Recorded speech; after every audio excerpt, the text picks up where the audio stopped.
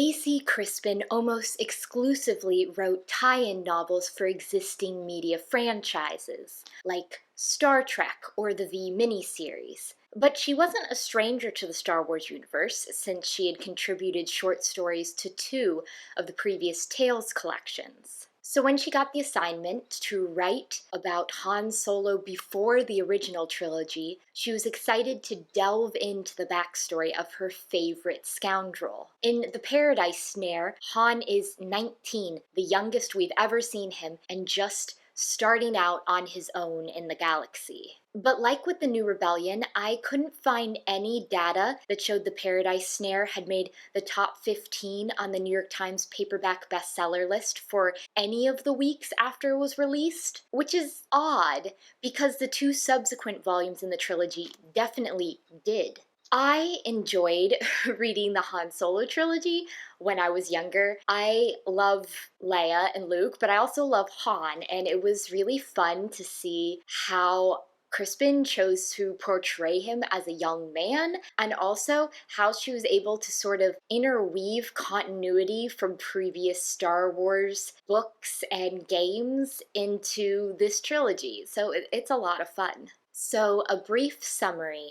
Once an orphaned street urchin on Corellia, Han Solo was essentially raised by garish Shrike and his group of spacefaring con men and thieves. When Han makes his escape to make his fortune, he gets a job as a pilot for the priests on Eulegia, only to learn that the planet hides many disreputable secrets. So I feel like Crispin has a pretty good grasp of Han's voice and Han's attitude towards the world. Han, even at this early age, is a pragmatist. He can recognize when things are wrong and things aren't right, but rather than trying to actively fix them like an idealist might, he just works around them. So he knows his childhood is pretty much crap, but if it's gonna give him the opportunity to hide a bunch of money to make his escape later, fine, he'll do that, and he'll pick up some skills along the way. Same thing with his job for the priests on Eulegia. He pretty fast cottons on to the fact that it's not a real religion,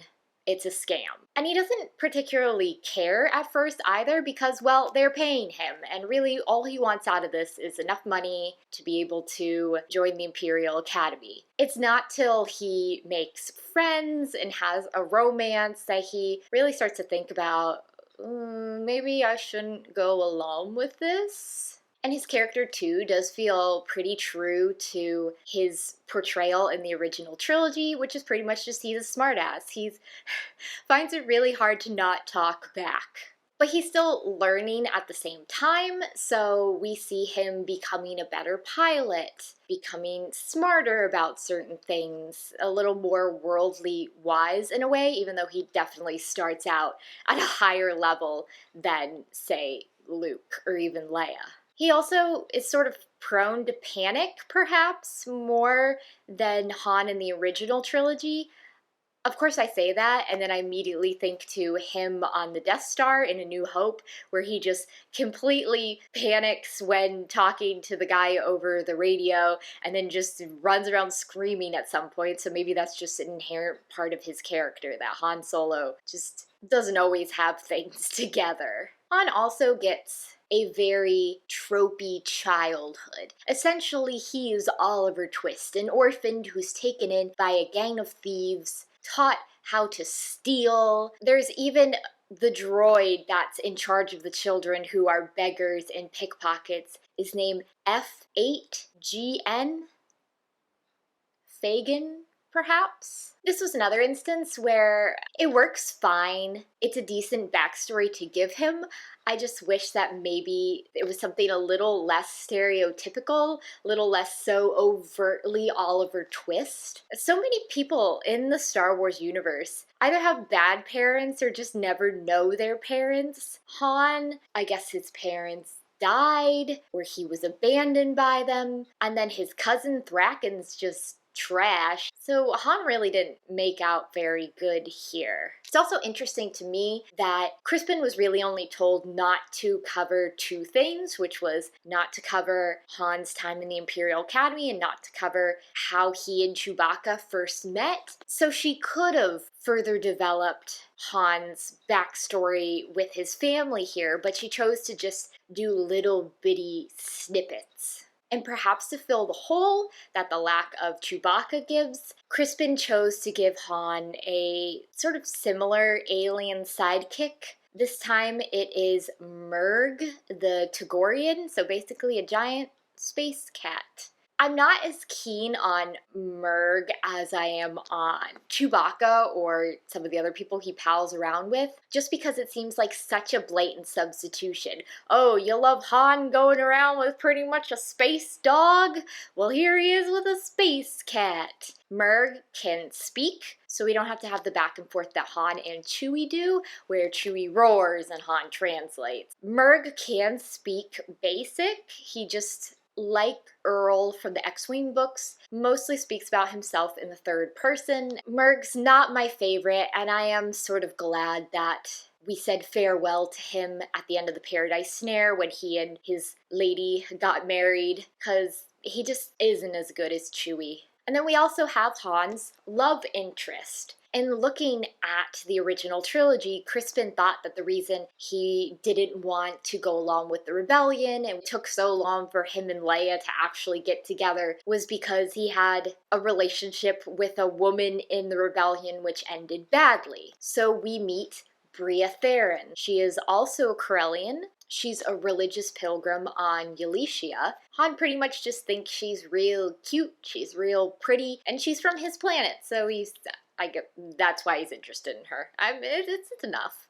We don't get to see Bria's turn to the rebellion because that comes in the next two books. At this point, what she's struggling with is almost her addiction to the exaltation that the priests do every night. Even when Han proves to her that the religion's a fake, it's a scam. They just want slave labor to process their spice for the Hutts. She can't get over basically the high she gets from the exaltation, and even though she knows it's fake, it's just this stupid biological response that the Tallanda Till can do, she has to get her fix. And so she leaves him, setting him up with loads of relationship trauma for everything that is to come, mostly because she needs to sort herself out. She's a liability right now. She has seriously considered suicide since she can't get that high anymore. He's just a complete mess, and Bria's a mess. So guys, neither of you are ready for a relationship at this point. It's better that you broke up right now. Her dad's an interesting person. I wish we knew more about him because he seems rather more akin to Han than you would think. That he had this sort of ramshackle past, but now he's a very wealthy man. Her mother and her brother, in comparison, are just class snobs and pretty much seem there to be antagonists and to make them have to leave Corellia. And then we have our baddies. We have Garrus Shrike, the horrible person from Han's childhood, but he's just more pathetic than anything else, and fortunately that is all wrapped up at the end of the book when he tries to collect the bounty on Han, and Han gets him and gets another bounty hunter too, and essentially makes it look like his previous identity, Vic Drago, is now dead. And then we've got the Hutts and the Tallanda Tills. The Tallanda Till are cousins of the Hutts. They're from the same original world, and they also live on Now Hutta, but if I were to describe them, they're sort of like rhinos, I guess. You know, big, plodding forelegs, also have arms, but they have a big horn. They like mud, and I guess that's what they and the Hutts have in common. And then we also have Hutts, got a little bit of world building with them, which is basically that messengers from one Hutt to another can't be killed because they used to do that all the time. And that Hutts are always trying to assassinate other Hutts. So we meet the Hutt, who is essentially running Elysia, and then we meet Jabba the Hutt's great uncle, I believe. And the book ends with the Hutt running Elysia accidentally dead, got crushed. Presumably we'll see more of Jabba's uncle and Jabba himself in the next book, since it's called The Hutt Gambit. And while the next two books will feature a lot more of how Crispin weaves continuity from other Bantam era stuff into the books, there was a little bit here. We get a perhaps unneeded tiny cameo from small Princess Leia when Han goes to Alderaan. Raynar from the Young Jedi Knight series, well, we meet his parents.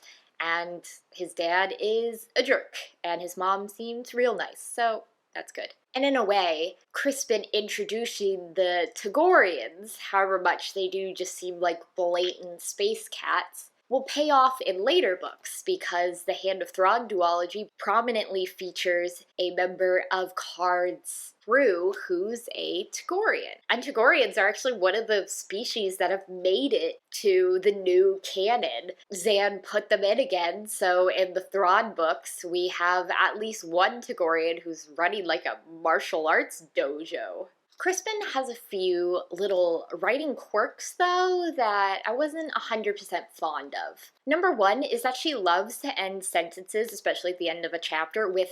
There are an awful lot of ... everywhere in this book, to the point that it felt a bit much, like, couldn't you have just ended that with a period like a normal person? You don't have to constantly have ...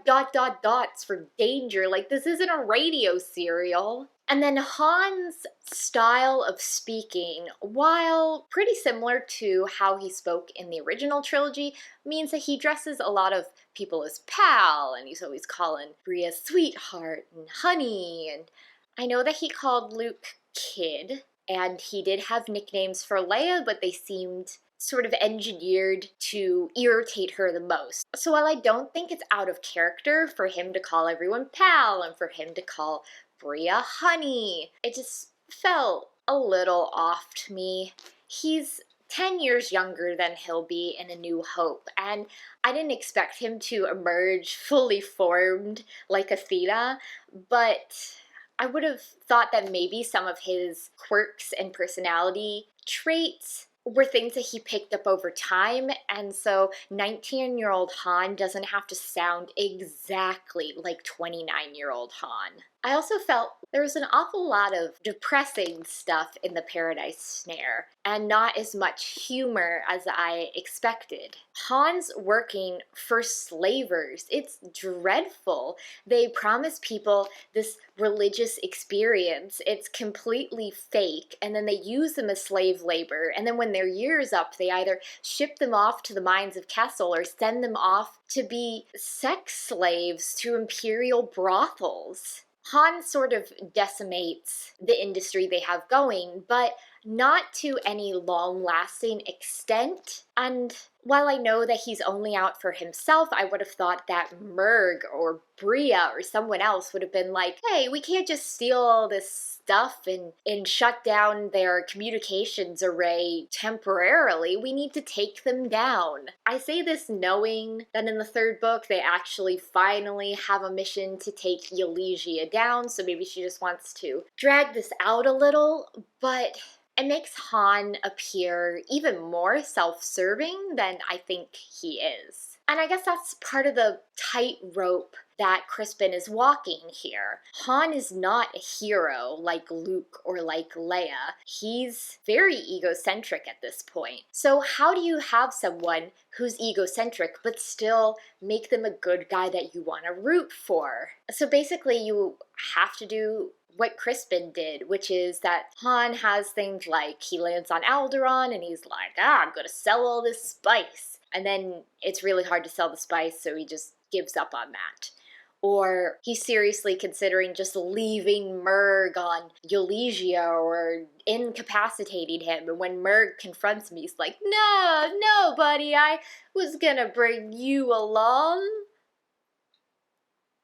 And I guess I'm not sure what else she could have done, because I think that the recent Solo movie also ran into this same problem. How do you make Han an anti-hero, not the hero, but also not a villain? And while I don't 100% like how Crispin chose to do it. I think it works a lot better than the Solo movie did, because in the Solo movie, you have Han constantly helping people, and I'm not sure how you can argue that he's self-serving when he's just a helpful guy in that one.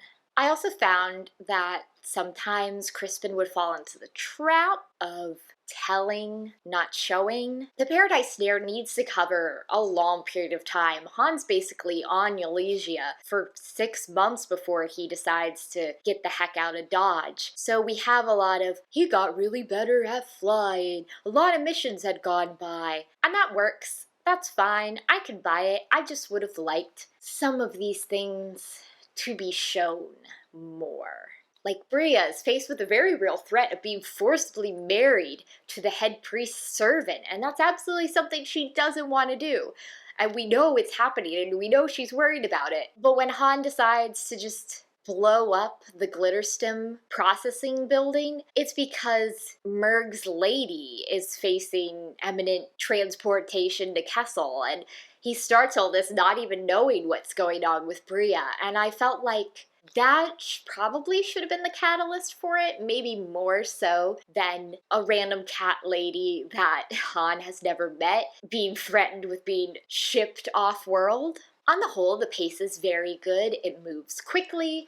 There are some bits where it feels a little slow. I'm thinking in particular of when Han and Bria make it to Corellia, and he's staying with her family. He's not there very long, they make him very uncomfortable, and they outright threaten to call the police, so yeah, he has to leave. But that part seemed to drag more than some of the other things. And while I appreciated getting flashbacks to his childhood, I'm not sure if they all needed to happen in the second chapter when he's stowed away in the Ylesian dream ship, or if those maybe could have been interspersed a little more fluidly throughout the text. So, in short, Crispin maybe had a little bit of a hard sell here. She has to show us young Han, but we don't have any of the familiar characters yet. He hasn't met Chewbacca, he hasn't met Lando, so it runs the risk of feeling less Star Wars than the other books in the trilogy, but I still thought she did a pretty good job. Han